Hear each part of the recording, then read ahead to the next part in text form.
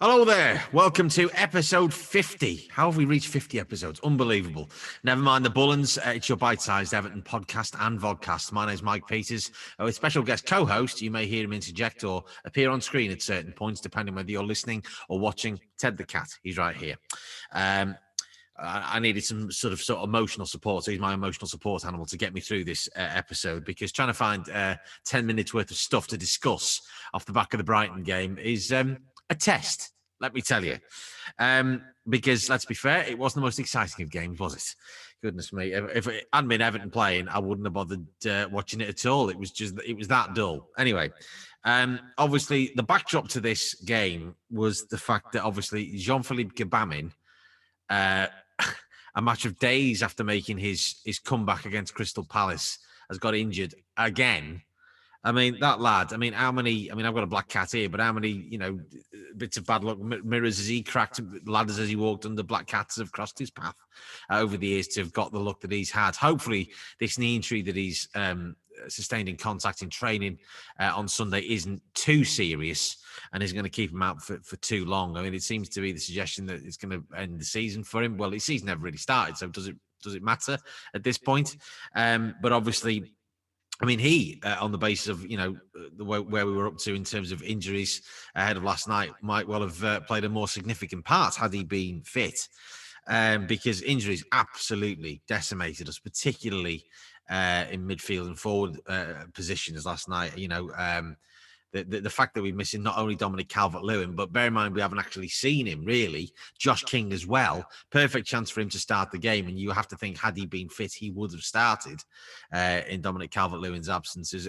Left us really, down to the bare bones. It doesn't even cover it in terms of attacking positions, but also on the bench as well. There's the old adage of, the Rolling Stones when you had their combined ages up. Well, this was the opposite of that. The bench that we had last night, all of them were nippers, really, when the only player probably over the age of 20 or 21 is Alex Iwobi, who's only 25 himself, so relatively still a youngster in football in terms. It's absolutely ridiculous. Thank goodness the game took place during what is for at least some people still the Easter holidays, because otherwise those lads would have all been in school, I reckon. It's babies. I think we're probably the only team that had to, never mind, go the sort of the halftime cup of tea. It was halftime glasses of formula, I would have thought. Babies' bottles being warmed up for those kids. And that just showed where we were at. Alex Iwobi, therefore, was the only recognised first team player. Niels Nkounkou, of course, has played a couple of games, but we've got two goalkeepers and a bunch of kiddywinks on the bench there. So therefore, we were on we were really up against it from the get-go.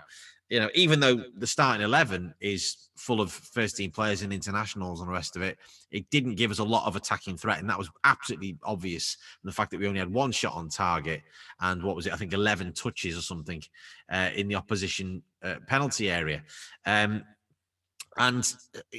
We just had no focal point. It was Richarlison. I actually had to text somebody during the second half and say, is he still on the pitch? Because I hadn't seen him. And you could see it getting frustrated, and Gylfi Sigurdsson was completely anonymous as well, where you really needed, him and James. James, I thought, worked extremely hard last night. He really did pretty well, to be honest. Really had to put some graft in. Couldn't get a lot in terms of attacking play going for obvious reasons. But, we just had no focal point. The ball was never sticking up there. And it just shows, although Dominic Calvert-Lewin's goal scoring, his finishing hasn't been quite there of late. In terms of his all-round play, he's completely invaluable. And obviously we couldn't really get any sort of attacking momentum. And you just knew that obviously that we had to create something either from a set piece or a moment of magic from the likes of Gylfi Sigurdsson or James or Richarlison. I was joking during the game with my brother, and that Tom Davies was going to get a 30-yard screamer. Well, proved not to be the case, but that's how sort of the gallows humor that was going around last night. As I said, when your only potential game changer is the only real positive change you can make is Alex Iwobi off the bench, you've got a problem, because we discussed him many a time on this podcast in terms of his stuttering form, I think, to be polite. And you're thinking, well, he's not played for the last couple of weeks. He's not been in the team lately. And yet we're expecting him to come on and do something. And he almost did. He had the chance for us to win the game in injury time. And, if we walked away from there with 3 points, well, we'd have been delirious because, you look at that, you look at the players that we had available. We were down to the bare bones. And going through my head sort of during the game was a game about 20 years ago at Coventry, where I think we had literally had 11 fit players. And somehow, I think it was the first time that Kevin Campbell, who was on Monday Night Football for Sky, he actually captained the team. I think it might have been the first time that he captained the team, and he was our first black captain as well on that particular day. And we went there thinking, we've got no chance here.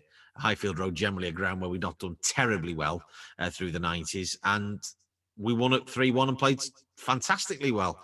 Nicholas Alexanderson even played well. Amazing. My one and only visit to Highfield Road, and what a good one it was. But I just started thinking, if we're that much our backs up against the wall, could we turn a performance on? Well, we didn't. It was a very kind of sort of fitful performance. Didn't really create a huge amount, obviously, as I've mentioned. But you have to then look at it and say, right, in the context of the complete lack of options that we had, both starting the game, really, and certainly coming off the bench, and the lack of options in terms of a team that we could actually pick. It was literally, if you were fit, you were playing. It's actually not a bad result. A clean sheet away from home. The point doesn't really do us a huge amount. It leaves us even further sort of off getting into the European places. But you look at it and you go, actually, do we really want to be in that position next season? I said this, I think, at the back end of last season, and thinking, well, we're not there really yet. We're definitely building towards that. There's no question about it, but we just don't have that depth that we need. And that has been brought into very sharp focus over the last few weeks, where we have had a few injuries, particularly in midfield. Look at the players that we had missing last night in terms of Abdoulaye Doucouré, Alain, Andre Gomez, Jean-Philippe Gbamin again. You've got 4 important midfielders there. No Dominic Calvert-Lewin, no Josh King.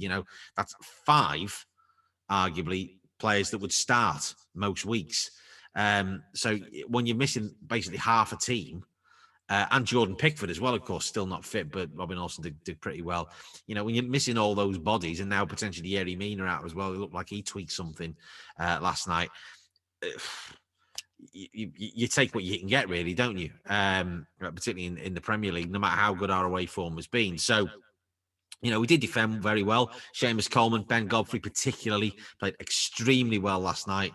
Ben Godfrey, I think, would come off the bench against Palace and didn't get quite to the game. He might be one of those players that has to start games and really struggles if he doesn't, trying to come on late on and do something. He just can't quite get to the pace of it. But he's still a young player learning the game. That might be an area of his game that he does need to work upon. Having said that, you would expect him to be a starter going forward. I did feel when Alex Iwobi came on, there was the opportunity for us to kind of roll the dice a little bit and really go 3-5-2, because although we were supposedly playing wing backs, it didn't really feel like that.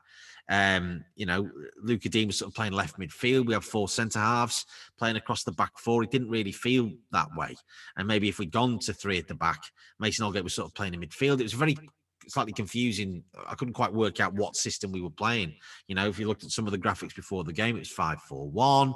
If you looked at, we were 3-5-2. I'm thinking I didn't really see that. And certainly Luca Dean didn't really get into, when he did get into advanced positions, he did create things. We looked threatening.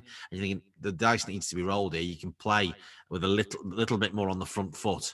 And we just didn't do that. We needed to be more positive, and that was, a fairly widely held opinion at halftime. We did it a bit more second half, but a point to point, a clean sheet is always good. It's disappointing because again the games are running out for us. And as Seamus Coleman said after the game, and I always love listening to him because he speaks so eloquently and with such honesty, it's the games against the Fulhams and the Newcastles, etc., that are going to cost us. It wasn't last night, and we know that. So it's one of those we just have to put down to experience. Just hey ho, we could have gone out of it with nothing. With the players that we had available, we got something. A couple of positives. So on to Tottenham on Friday. Of course, that'll be an interesting one. The way they've played at the minute, slightly quite negative, but still a very, very good side with world-class players from back to front, really. So it'd be typical of Everton if we got some players back to really turn it on and put in a really good performance. And it would be a big, big game if we can win it in context of getting into Europe, because they are only a couple of points ahead of us. So there's still a lot to play for, but we've really got to string some wins together urgently now. Whether that will happen on Friday, well, that remains to be seen. Obviously, they all have had an extra day's rest as well, so we shall see. That is your lot for this episode. Amazing I managed to get this over 10 minutes. Who'd have thought it, eh? But if you want to get in touch, feel free at NMTBpod on Twitter or nmtbpod@gmail.com. You can leave me a voice message as well in the description for the podcast. This has been a Top Content production. And until next time, come on, you Blues.